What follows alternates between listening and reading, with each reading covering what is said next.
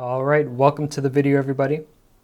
Today what I want to talk about is the very first thing that you should do when you first purchase a firearm, or possibly when somebody hands you a firearm that you've never handled before. There's a few things that I would like for you to do before you even think about bringing it to the range and attempting to shoot it. So just know that this video is geared more toward beginner shooters, although these principles can be applied to more experienced shooters, but I want to keep safety in mind.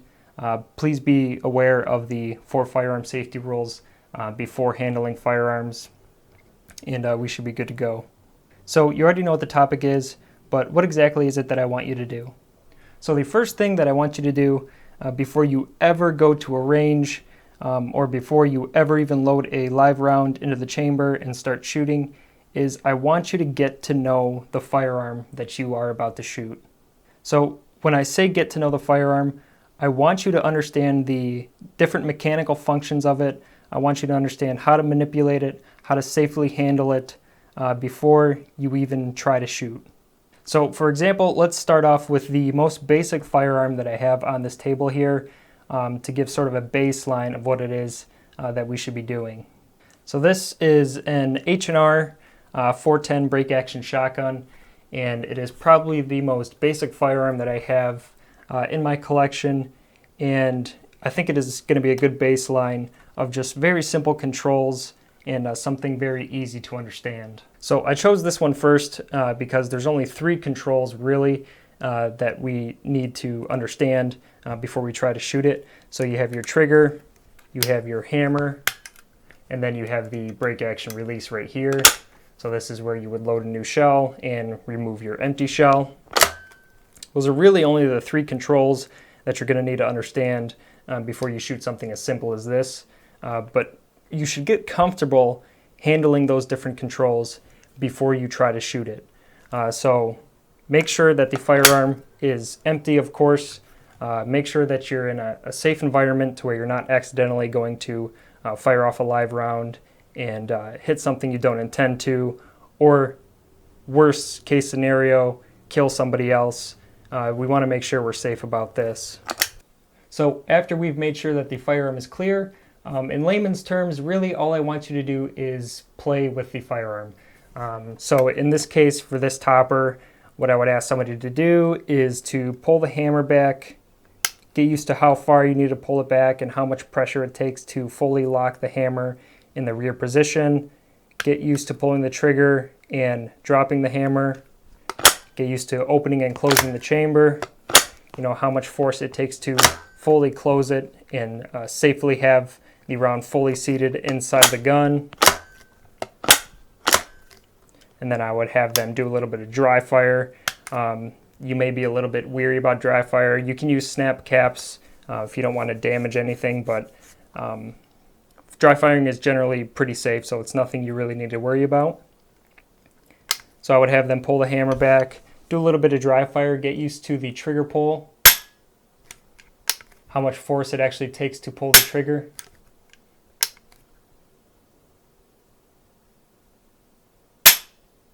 And then, like I said, how much force it actually takes to drop the trigger manually, because that is something that you will be wanting to do on this firearm if you pull the hammer back and you do not want to fire off that live round. You want to understand how to slowly drop that hammer down safely so we can be as safe as possible when we get out on the range. So something that is a little bit more complex would be just a standard AR-15. There's a handful more controls on here, but same exact thing. What I would do is hand the firearm to somebody, make sure that it is clear, and I would go through all of the different controls so they fully understand how the firearm works before they even try shooting it. So unlike the last firearm, this AR does have a safety on it, so that is probably the very first thing that I would show somebody how to use. So when the firearm is cocked and it is ready to shoot, you can put it on safe. So I would explain how the safety lever works. Horizontal is safe and vertical is fire, or, you know, the third selector switch if that was something we would want to do. But I digress. So safe, semi, can't pull the trigger when it is on safe. Semi, of course, let's make sure we are clear, which we are. I would have them pull the trigger. Get used to how that feels. Let's feel that reset. Pull the trigger.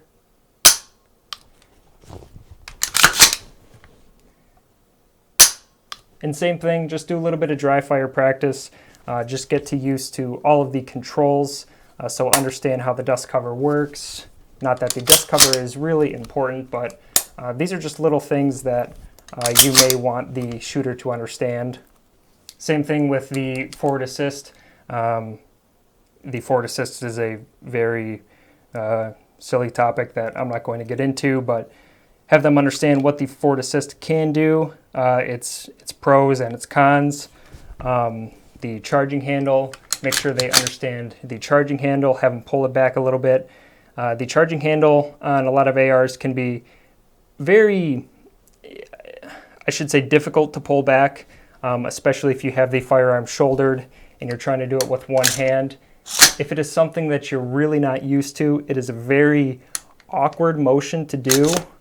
The whole act of pulling this back into your shoulder is a very awkward motion, and a lot of people are not used to that.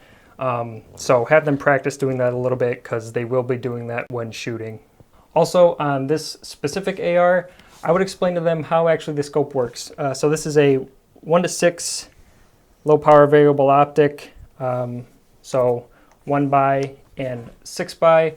I would explain the 6x and the 1x and how to throw the lever to go between. And then I would explain how to actually turn the scope on and off with the side lever here, so they can choose the brightness that they're most comfortable with, so they can be more comfortable making their own decisions when they get out in the range. So you would want to do the same thing with loading the firearm as well. Understand how the bolt catch works.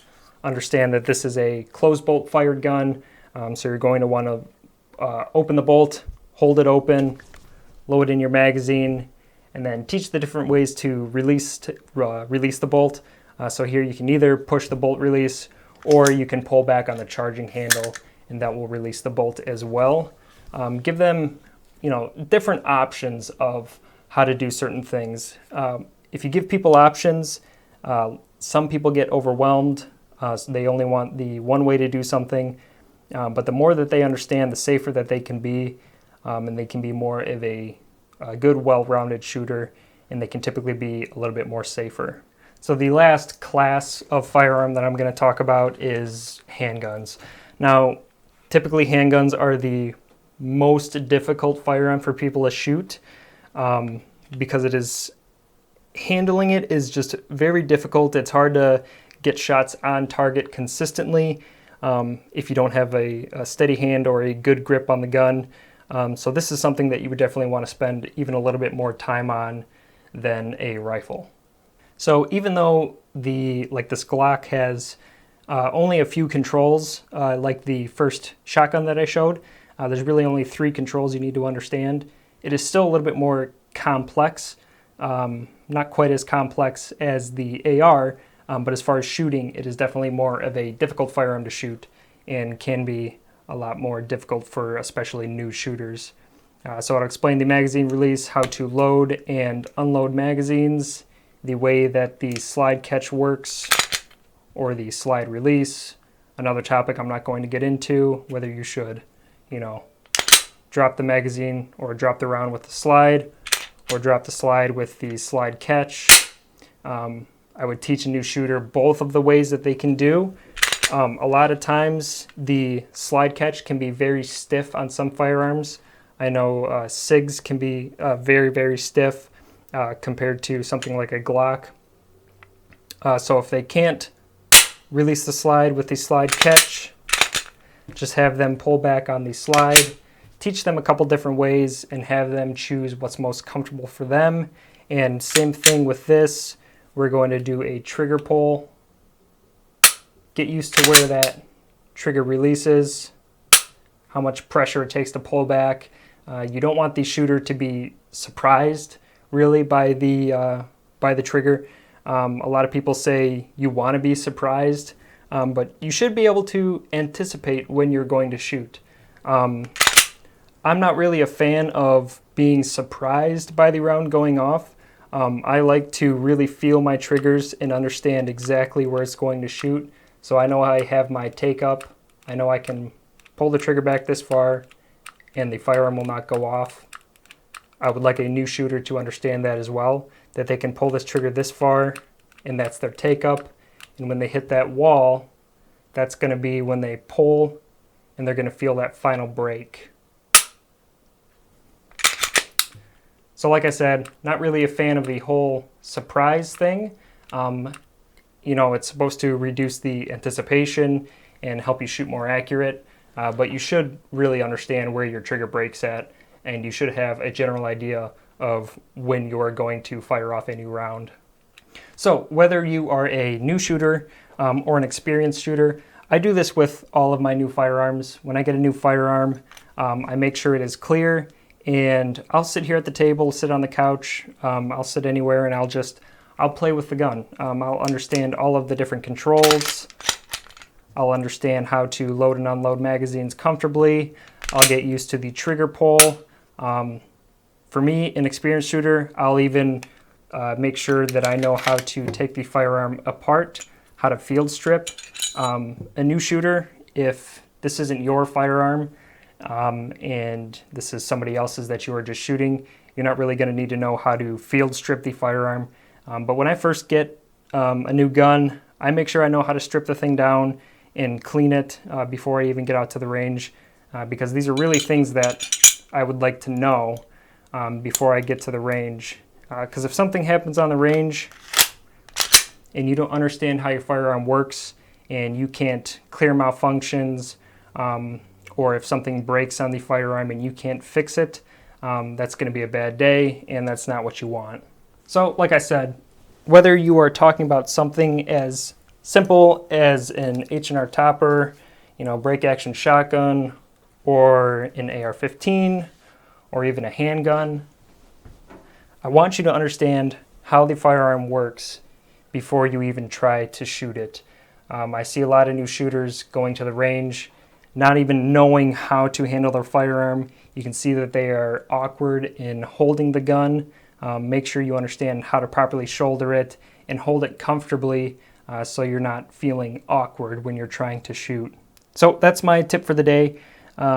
Please understand your firearms. Make sure you know how they operate before you try to shoot them. Like I said, you don't want to be that guy on the range that really has no idea how to use his firearm, and you just kind of look like a new shooter trying to fumble around with how to shoot your gun because you don't understand how all of the controls work. So please understand your controls and please be safe about it. You don't want to, accidentally kill somebody or kill yourself or blow a hole into the wall into the next room. That is definitely not something that you want. So I can't say that enough. Please be safe when doing these manipulations. But that's going to be it for this video, everybody. Please train, understand your firearms, and be safe about it. Thanks for watching.